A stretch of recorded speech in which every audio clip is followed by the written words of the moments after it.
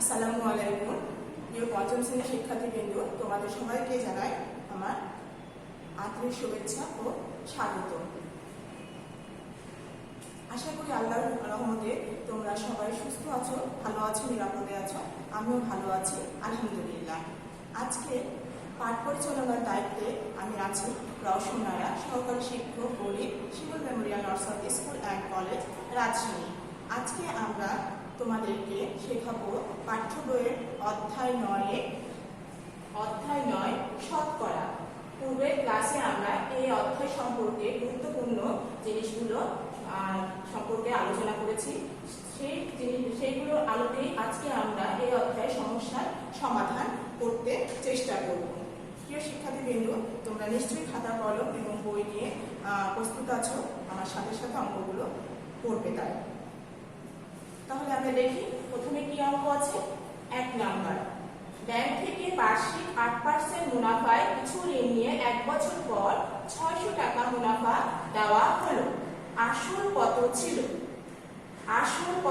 এই আসল কি আমরা পূর্বের ক্লাসে জেনেছি যে আসলটা কি হচ্ছে, নির্দিষ্ট পরিমাণ টাকা যখন ব্যাংকে রাখা হয় সেই টাকাটাকে আমরা কি বলি?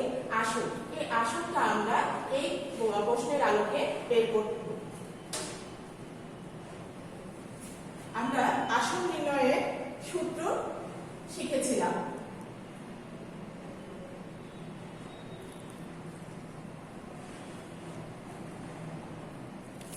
আমরা জানি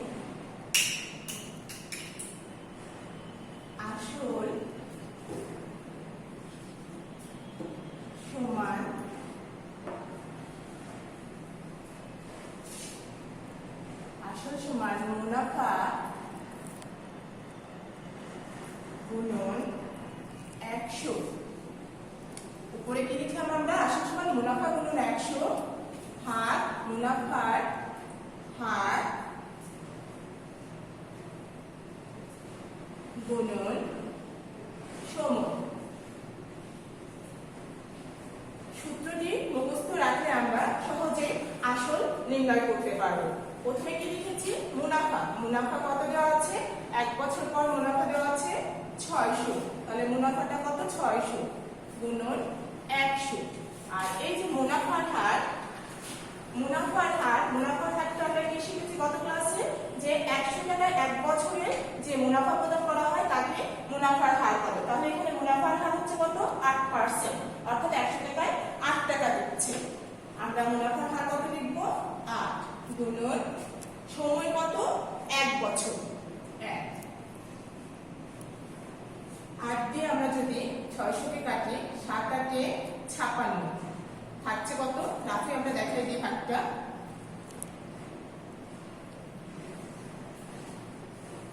সরি,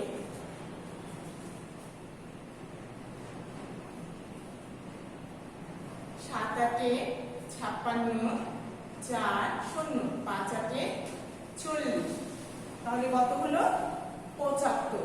75 কে 100 দিয়ে গুণ করলে 75, শূন্য গুণ খুবই সহজ, পাশে দুটা শূন্য বসে দিলাম। এত অতএব আসল হলো কত? 7500 টাকা।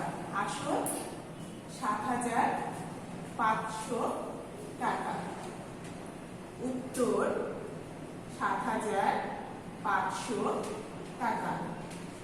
এটি আমরা সূত্রের সাহায্যে বের করলাম। এটি আমরা বাক্য প্রয়োগ করেও অর্থাৎ 4 প্রক্রিয়া সম্পর্কিত সমস্যার সমাধান যেভাবে শিখেছি সেভাবেও আমরা করতে পারি। সেটি একটু আমি দেখিয়ে দিই। অথবা কি বের করতে বলেছিল আমাদের? আসল। তাহলে যদি কথায় লিখি, মুনাফা 8 টাকা হলে আসল কত হচ্ছে? আসল 100 টাকা। মুনাফা 8 টাকা হলে আসল 100 টাকা। মুনাফা 1 টাকা হলে আসল অবশ্যই কম, 100 ভাগ 8 টাকা। এবং মুনাফা কত বলেছিল? 600 টাকা হলে আসল 100 গুণন 600 ভাগ 8।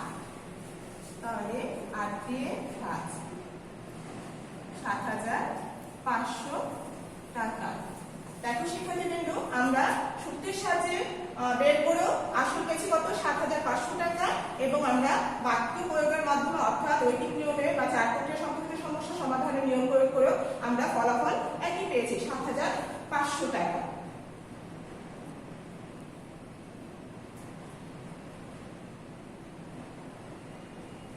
সবাই লক্ষ্য করবে, প্রথমে কোশ্চেনটাতে আমাদেরকে কি বের করতে বলেছে, তারপরে আমরা সেই অনুযায়ী সূত্র প্রয়োগ করব বা যেটা সুবিধা মনে হবে তোমাদের কাছে বাক্য প্রয়োগ করে করতে পারবো। এবার আমরা 2 নম্বরে চলে যাই। 2 নম্বরে কি আছে? লিংকন ব্যাংক থেকে বার্ষিক 6% মুনাফায় কিছু ঋণ নিয়ে 1 বছর পর 1200 অর্থাৎ 1272 টাকা মুনাফা দিল।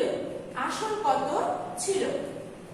1 নম্বরে ছিল কি 8% মুনাফায়, 2 নম্বরে আছে 6% মুনাফায় কিছু ঋণ নিয়ে 1 বছর পর, আর মুনাফার পরিমাণ ছিল 1 নম্বরে 600, 2 নম্বরে আছে 572। তার মানে কি 1 নম্বর এবং 2 নম্বর অঙ্কটি একই রকম, তোমরা নিজেরাই সূত্রের সাহায্যে আমার আগে করে ফেলতে পারবে। তারপর আমরা করে দিচ্ছি, একটু খেয়াল করবে সবাই।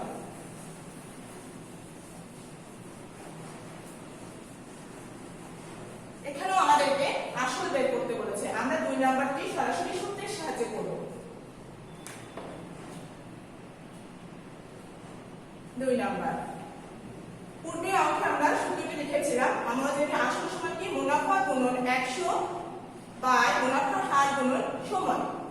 তাহলে 2 নম্বরে মুনাফা কত দেওয়া আছে? মুনাফা দেওয়া আছে 12, 1272 গুণন 100, 100ই থেকে গেল। মুনাফার হার কত দেওয়া আছে? 6%, 6 গুণন সময় কত? 1 বছর।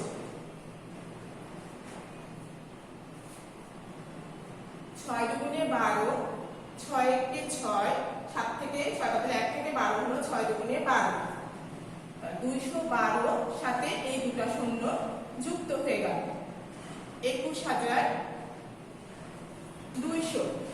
অর্থাৎ আসল কত দাঁড়ালো? 21,200 টাকা। উত্তর 21,200 টাকা। শিক্ষার্থীবৃন্দ লক্ষ্য করো, যদি তোমরা ভালো করে সূত্রটা মুখস্থ রাখো তাহলে অঙ্কটা কিন্তু খুব সহজে বের করা সম্ভব হচ্ছে বাক্য প্রয়োগের চেয়ে।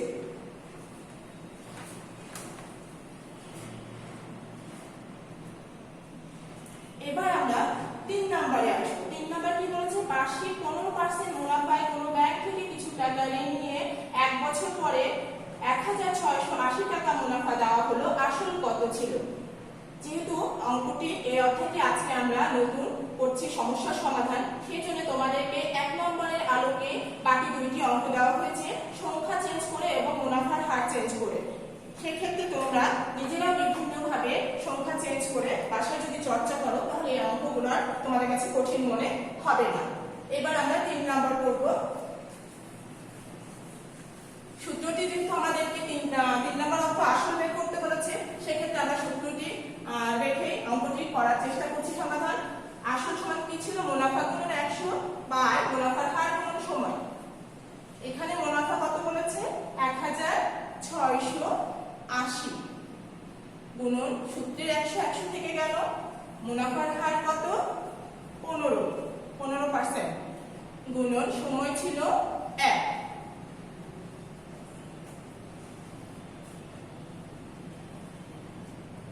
আমরা এই 15কে 1,680 15 দিয়ে ভাগ করে রাখে, একটু ভাগটা করে নিই। 15কে 15, 6 থেকে 5 বাদ দিলে 1, এই 8 নামলো। 15কে 15, 3 3 0, 15 দুগুণে 30। তাহলে আমরা 15 দিয়ে 1,680 কে ভাগ করলে ভাগফল পেলাম কত? 112। 112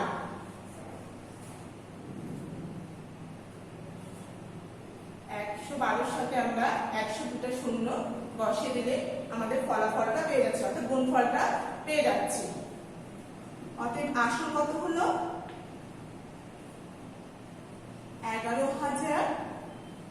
200 টাকা। আসল কত বের হলো? 11,200 টাকা। উত্তর 11,200 টাকা। শিক্ষার্থীবৃন্দ, সবাই নিশ্চয়ই ভালোভাবে অঙ্কটি বুঝতে পেরেছো, কারণ প্রতিটি অঙ্কই বের করতে হয়েছে কি আমাদেরকে আসল, এবং এই আসলের সূত্র আমরা সবাই মুখস্থ করে ফেলেছি নিশ্চয়ই। এবার আমরা যাবো 4 নাম্বার। 4 নাম্বারে তোমাদের কি আছে? 4 নাম্বার তনিমা ব্যাংক থেকে 3 বছরের জন্য 2,000 টাকা ঋণ নিলেন। কত টাকা ঋণ নিলেন? 2,000 টাকা। কয় বছর? 3 বছর। এখানে একটু মনে হচ্ছে পরিবর্তন এসেছে। বার্ষিক মুনাফার হার কত? 6%। 3 বছর পর তাকে কত টাকা মুনাফা দিতে হবে? তাহলে এর আগে আমরা কি করলাম? পূর্বের অঙ্কগুলোতে আসল বের করেছিলাম, আর 4 নম্বরে বলেছে আমাদের মুনাফা। অর্থাৎ মুনাফাটা কি? একটি নির্দিষ্ট পরিমাণ টাকা ব্যাংকে রাখার পরে নির্দিষ্ট সময় পরে যে অতিরিক্ত টাকা প্রদান করে সেটাই হচ্ছে মুনাফা। আমরা এখন এই মুনাফাকে বের করব।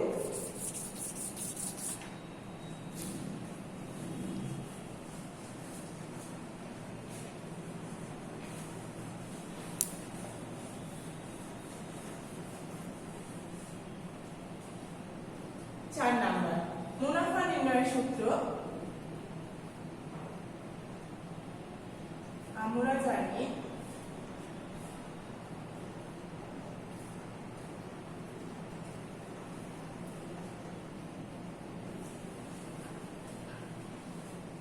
মুনাফা সমান মুনাফার হার গুণন আসল গুণন সময়। মুনাফা বের করতে আমরা কি লিখছি? প্রথমে মুনাফার হার গুণন আসল গুণন সময়। একে কি দ্বারা ভাগ করব? আমরা 100 দ্বারা ভাগ করব। তাহলে মুনাফা নির্ণয়ের সূত্র মুনাফার হার গুণন আসল গুণন সময় ভাগ 100। এখন মুনাফার হার আমাদের কত দেওয়া আছে? 6%। আসল 2,000, সময় মুনাফার হার কত? 6%। তাহলে 6 লিখলাম আমরা। আসল কত? 2,000 টাকা, 2,000 লিখলাম। সময় কত বলেছে? 3 বছর। তাহলে আমরা এখানে সময়ের জায়গায় কত দেব? 3। আর সূত্রে 100 ভাগ থেকে যাবে। এখন আমরা এই 100 দ্বারা 2,000 কে ভাগ করে দিলে দুটি শূন্য চলে যায়, তাহলে থাকছে কত? 20।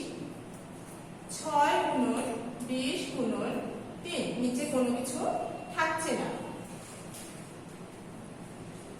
3 গুণে 60, 6 6 36, তার মানে 360। আমরা তারপরও শিওর হওয়ার জন্য একটু করে নিই। 3 গুণে 60, 60 কে 6 দিয়ে গুণ করলে 6 0 0, 6 6 36, 360। অতএব মুনাফা কত হলো 3 বছরে?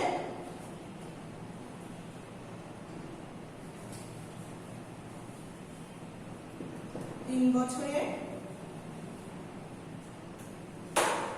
3 বছর পর মুনাফা দিতে হবে। 3 বছর পর, অতএব 3 বছর পর মুনাফা দিতে হবে কত টাকা? 360 টাকা। 3 বছর পর মুনাফা দিতে হবে 360 টাকা। উত্তর 360 টাকা। সবাই তাহলে আমরা এখন এই মুনাফা নির্ণয়ের সূত্র প্রয়োগ করে মুনাফা যে কোনো হারে বা সময়ে বললে মুনাফা বের করতে পারবো নিশ্চয়ই। শিক্ষার্থীবৃন্দ, এখন আমরা 5 নম্বরে দেখি তোমাদের কি করতে হবে। 5 নম্বরে কি বলেছে? দেখতে পাচ্ছি আমরা একটি রম্বস অঙ্কন করো, অর্থাৎ কি জ্যামিতি। একটি রম্বস অঙ্কন করে বৈশিষ্ট্য লিখো। রম্বসটা অঙ্কন করতে হবে, বৈশিষ্ট্য লিখতে হবে এবং নির্দেশনা দেওয়া আছে। নির্দেশনা কি দেওয়া আছে? যার প্রত্যেকটি বাহুর দৈর্ঘ্য 4 সেন্টিমিটার ও একটি কোণ 60 ডিগ্রি। শিক্ষার্থীবৃন্দ, তোমরা এই নির্দেশনাটা খুব ভালো করে মনোযোগ সহকারে প্রশ্ন দেখে পড়ে নেবে, কারণ এই নির্দেশনাতে যেই কোণ বা দৈর্ঘ্য দেওয়া থাকবে বাহুর, সেটি যদি একটু কম বেশি হয় তাহলে তোমরা সেটির জন্য যেটুকটা নাম্বার তোমাদেরকে বরাদ্দ থাকে সেটা থেকে তোমরা বঞ্চিত হবে। তাহলে আমরা এখন রম্বসটি আঁকতে চেষ্টা করি। তার আগে একটু রম্বসের সংজ্ঞাটা তোমাদেরকে মনে করাই দিই। রম্বসের সংজ্ঞা আমরা কি শিখেছি, যে চতুর্ভুজের চারটি বাহু পরস্পর সমান এবং বিপরীত বাহুগুলো কি সমান্তরাল ও কোনো কোণে সমকোণ নয়, তাকে আমরা কি বলি, রম্বস বলি।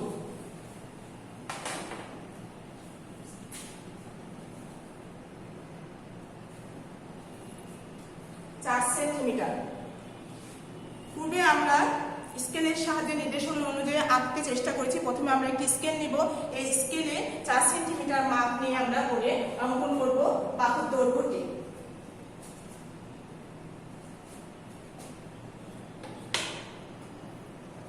সেন্টিমিটার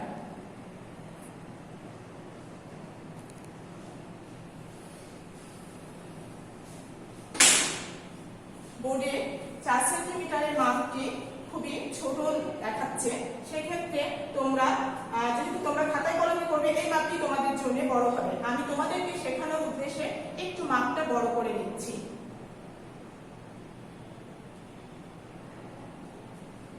সাপোজ এটা 4 সেন্টিমিটার। 4 সেন্টিমিটার কি বলেছে, বাহু বলেছে এবি, এই বাহুটার নাম দিলাম এবি। এবং কোণ কি বলেছে, কোণ বলেছে 60 ডিগ্রি। কোণ কত বলেছে, 60 ডিগ্রি। তাহলে আমরা এই যে 4 সেন্টিমিটার বাহু নিলাম, এখানে এখন এই বিন্দু থেকে আমরা চাঁদার সাহায্যে 60 ডিগ্রি কোণ পরিমাপ করে নেব এবং জিরো রেখার সাথে চাঁদার এই রেখাটি আমরা মিল করে নিয়ে, এটি আমার হাতে লক্ষ্য করো, আমি চাঁদা নিয়েছি যেটির সাহায্যে আমরা কোণটা মেপে নেব। আমাদের কোণটি কত বলেছে, 60 ডিগ্রি। কোণের মাপ বলেছে কত, 60 ডিগ্রি। আমরা এখানে একটি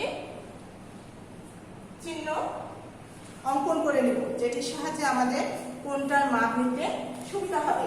এখন আমরা কি করব, এই বিন্দুর সাথে এখানে যে আমি 60 ডিগ্রি কোণের একটা মান দিয়ে রেখেছি, এইটার সাথে আমরা এই বিন্দু যোগ করব।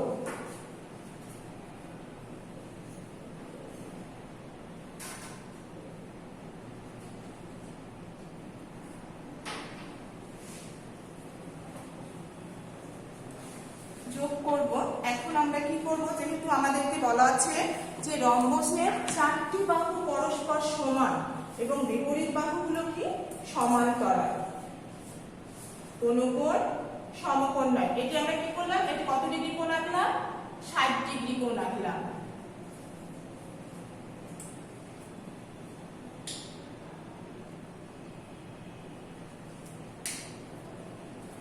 চারটি বাহু সমান বলেছে, সেক্ষেত্রে আমাদেরকে কি করতে হবে, এখন এই যে বাহুটা আমরা নিয়েছি 4 সেন্টিমিটার, এটা সমান মাপ নিয়ে আমাদেরকে কি করতে হবে, একটি বৃত্তচাপ অঙ্কন করতে হবে এবং বি বিন্দুতে অনুরূপভাবে বি বিন্দুতে একটি বৃত্তচাপ আমরা অঙ্কন করলাম। এর নাম কি দিলাম,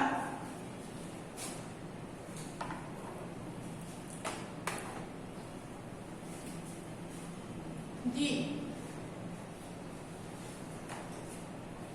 একই মাপ নিয়ে আমরা ডি বিন্দুতে কি করব, আরেকটি বৃত্তচাপ অঙ্কন করব এবং বি বিন্দু থেকে বৃত্তচাপ অঙ্কন করলাম। যেহেতু আমাদেরকে বলা হয়েছে যে 4 সেন্টিমিটার দৈর্ঘ্যে এবং রম্বসের 4টি বাহু পরস্পর সমান, আমরা এই বিন্দুর সাথে বিন্দুটা যোগ করে দেব সি এবং এই সি এর সাথে বি বিন্দুটা কি করব, যোগ করে দেব।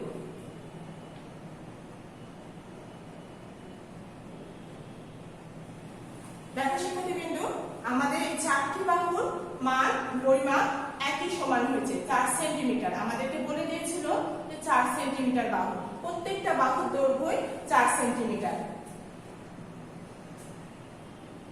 এবং কোণ কত ডিগ্রি? 60 ডিগ্রি। তাহলে আমরা এটি কি অঙ্কন করলাম? চিত্র রম্বস। এখন আমরা লিখব চিত্রে A B C D 60 degree কোণ বিশিষ্ট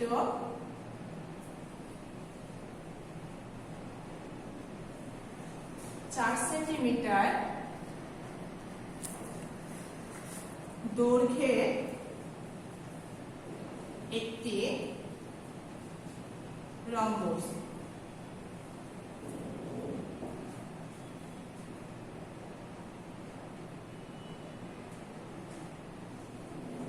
এবিসিডি 60 ডিগ্রি কোণ বিশিষ্ট 4 সেন্টিমিটার দৈর্ঘ্যে একটি রম্বস। আমরা এটি ব্র্যাকেটেও রাখতে পারি। এবিসিডি 60 ডিগ্রি কোণ বিশিষ্ট 4 সেন্টিমিটার দৈর্ঘ্যে একটি রম্বস। এখন আমাদের কোশ্চেনে কি ছিল? প্রশ্নে ছিল রম্বস অঙ্কন করে বৈশিষ্ট্য লিখো। আমরা অবশ্যই চিত্রের মাধ্যমে আমরা কি বৈশিষ্ট্যটা লিখতে পারি। এটার জন্য একটা নাম্বার থাকে অর্ধেক তোমাদের এবং বাকি অংশের জন্য বৈশিষ্ট্য অর্থাৎ বৈশিষ্ট্যের জন্য আলাদাভাবে মানবন্ধন থাকে। এবার আমরা বৈশিষ্ট্যটি লিখব। 1 নাম্বার কি? রম্বসের 4টি বাহু পরস্পর সমান। রম্বসের 4টি বাহু পরস্পর কি সমান।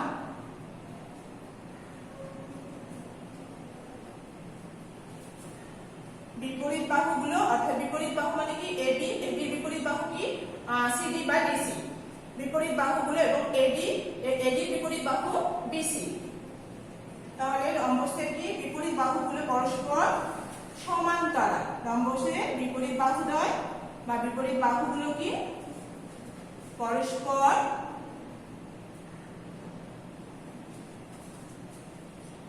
বিপরীত বাহুগুলো পরস্পর সমান্তরাল। সমান্তরাল।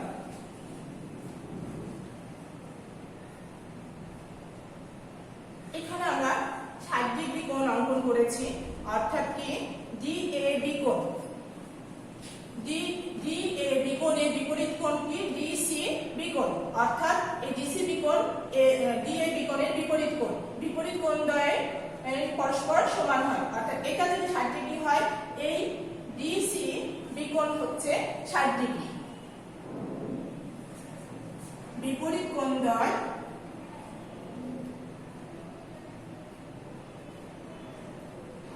বিপরীত কোণগুলো পরস্পর সমান। পরস্পর সমান এবং এটি কোণকোণী সমকোণ নয়। কোণকোণী সমকোণ নয়। তাহলে শিক্ষার্থীবৃন্দ আমরা সবাই চিত্রটি বুঝতে পেরেছি এবং তোমরা নিজেরা বাসায় ভালো করে চর্চা করবে এবং চিত্রের মাধ্যমে আমরা কিন্তু বৈশিষ্ট্যগুলো লিখতে পারছি। আজকে আমরা যে অঙ্কগুলো এবং জ্যামিতি শিখলাম তোমরা নিশ্চয়ই মনোযোগ সহকারে লক্ষ্য করেছো এবং ভালোভাবে বুঝতে পেরেছো। এই অধ্যায়ের পর আগামী দিন নেওয়া হবে তোমাদের টপ প্লেস। উপরোক্ত অঙ্কগুলো অর্থাৎ আজকে আমরা যে অঙ্কগুলো করলাম সেগুলো তোমরা ভালোভাবে বাসায় চর্চা করবে, মনোযোগ সহকারে লেখাপড়া করবে, সুস্থ থাকবে, ভালো থাকবে। আগামী ক্লাসে তোমাদের সাথে আবার দেখা হবে ইনশাআল্লাহ। এই পর্যন্ত আশা ব্যক্ত করে আমি আজকের মতো বিদায় নিচ্ছি। তোমাদের সবাইকে ধন্যবাদ। আসসালামু আলাইকুম।